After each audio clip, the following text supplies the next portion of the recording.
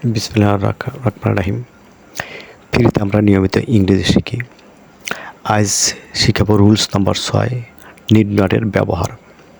কোনো বাক্যের শেষে দরকার নাই এর উল্লেখ থাকলে নিড নট ব্যবহৃত হয়। নিড নটের structure: subject plus need not plus ভার্বের প্রথম রূপ প্লাস অবজেক্টস। নিম্নে কিছু উদাহরণ দেওয়া হইল, যেমন আমার ঢাকা যাওয়ার দরকার নাই, I need not go to Dhaka.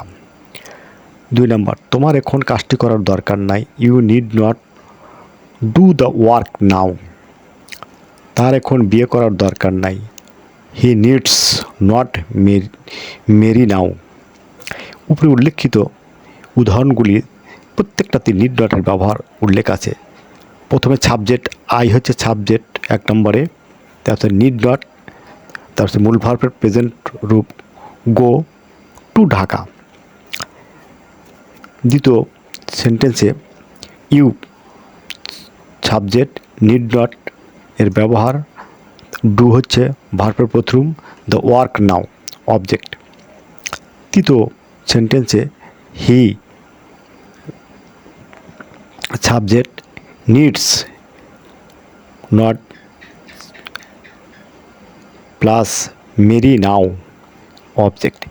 এই বাক্যে বা এই সেন্টেন্সে হি কর্তা থার্ড পারসন, তাই নিডের সাথে এস যুক্ত হয়েছে। কিছু কিছু সময় যখন কর্তা থার্ড পারসন সিঙ্গুলার নাম্বার হবে তখন কিন্তু অবশ্যই এস যুক্ত হবে। আর যদি কর্তা ফার্স্ট পারসন বা সেকেন্ড পারসন হয় তখন কিন্তু এই ভার্বের শেষে এই নিডের সাথে এস বা এস যুক্ত হবে না। সেই ক্ষেত্রে এই বাক্যগুলিতে আমাদের কর্তা থার্ড পারসন আছে, সেই ক্ষেত্রে আমাদের নিড ব্যবহার করা হয়েছে। এইভাবে আমরা অনেকগুলি সেন্টেন্স গঠন করতে পারি এই নিড নট ব্যবহার করে। যেমন উদাহরণস্বরূপ আমি আরও অনেক উদাহরণ দিতে পারি।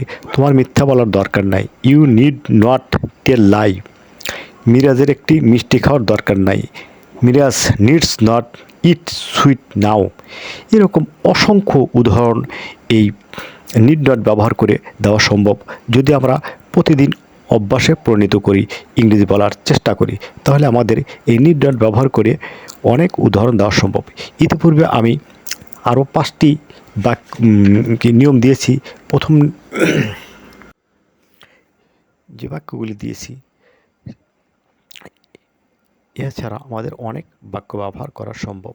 সেই ক্ষেত্রে আমি বলতেছি, আমার এই ভিডিওটি যদি আপনাদের ভালো লেগে থাকে তাহলে আপনারা অবশ্যই লাইক দিবেন, শেয়ার করবেন এবং আমার ইউটিউব চ্যানেল আছে সেখানে আপনারা অবশ্যই সাবস্ক্রাইব করে বেল আইকনটি চাপ দিয়ে সার্বক্ষণিক আমাদের সঙ্গে থাকবেন।